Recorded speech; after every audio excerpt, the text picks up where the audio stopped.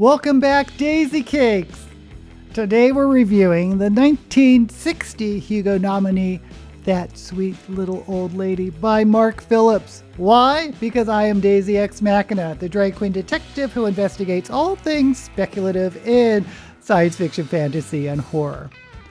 I chose this novel because I had never heard of the author Mark Phillips. Well, it turns out he doesn't exist because it's the pen name of two authors, Randall Garrett and Laurence Janifer.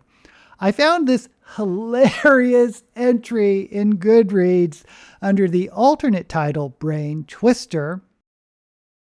I've got to read this. You guys are going to die.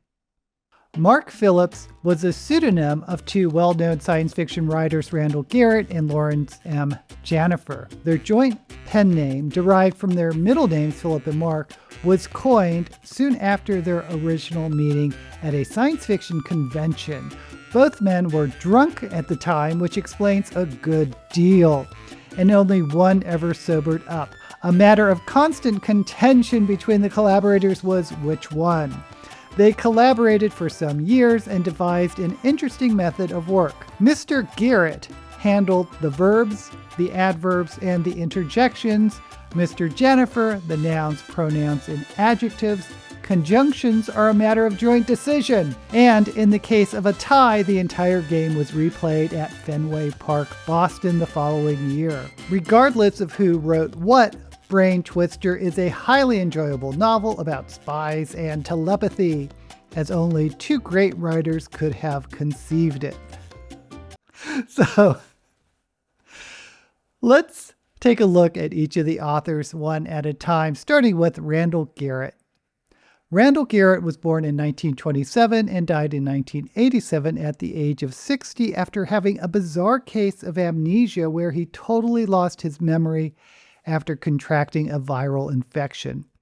He started selling science fiction stories to the pulps in the 1950s. He was a founding member of the Society for Creative Anachronism. He was known for his puns, and for that, he was a popular guest at science fiction conventions. In fact, I did a whole video on science fiction puns called Fake Hoots, which mentioned Garrett and his infamous book, Through Time and Space with Benedict Breadfruit.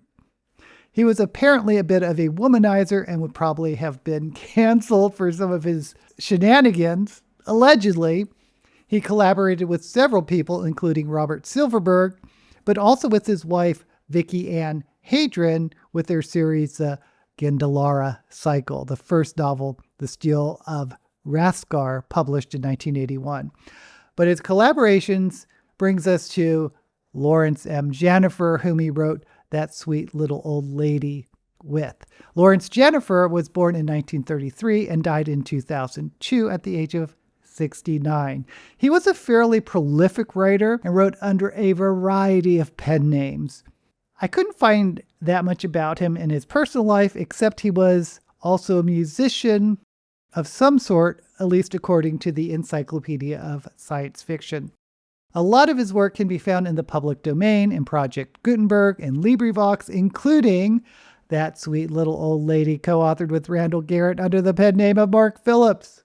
They wrote two more in this series called the Psi Power series, The Impossibles, and Supermind, both in 1963. Now, I'm calling this a novel, but That Sweet Little Old Lady was actually a novella, being around 36,000 words. Yes, it was nominated for Best Novel for the 1960 Hugo Awards, but that's because they didn't have a category for novella until 1968.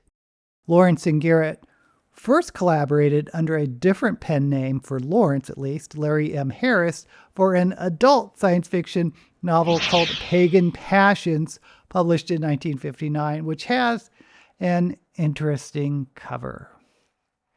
So let's talk about That Sweet Little Old Lady. Again, it is in the public domain. You can find it on Project Gutenberg with the original illustrations, which are fantastic. It is about FBI agent Kenneth Malone, who is known for being lucky.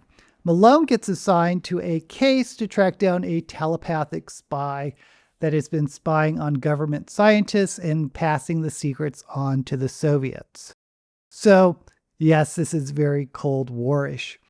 The reason they know this is happening is because a scientist has invented a device that can tell if someone has had their minds telepathically read.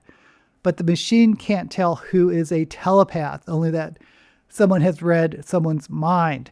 The only telepath they had died, and that telepath was described as a clinical moron. There are so many politically incorrect terms for mental illness throughout this. It reads as very dated. Anyway, Malone has to find a new telepath to track down the telepath spy, and this leads him to a mental institution where he meets a beautiful nurse who is so gorgeous that it made me uncomfortable just reading about her. And he also meets a little old lady, our titular character, who is a patient and the telepath that they've been looking for.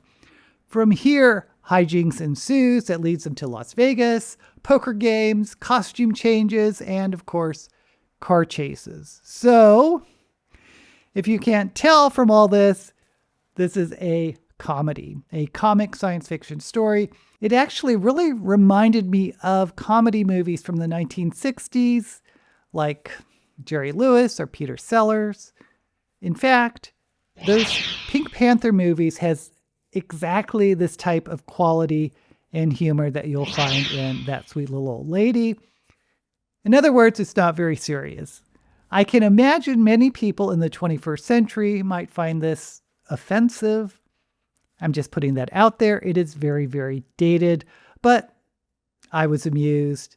It was a quick read, made me chuckle a couple of times. There's not a whole lot I could say about this story. If you like ribald, over-the-top, old-fashioned humor from yesteryear, maybe like those old British carry-on movies, you'll probably appreciate That Sweet Little Old Lady, co-authored by Randall Garrett and Laurence Janifer under the pen name Mark Phillips. Now, I'm kind of surprised this was nominated alongside Starship Troopers by Robert Heinlein and Sirens of Titan by Kurt Vonnegut.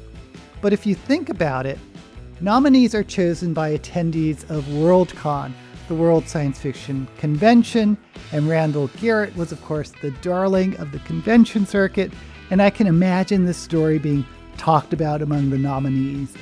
Now, I don't think it had any chance of ever winning, but it was a fun one to throw into the mix. But I want to know about you. Have you read or heard of either of these authors, Randall Garrett or Laurence Janifer? Let me know down in the comments. And while you're there, don't forget to like this video and subscribe to my channel. Next time, I'll be choosing a novel from the 1961 Hugo nominees, so keep an eye out for that. Until we meet again, may all the books you read be blessed.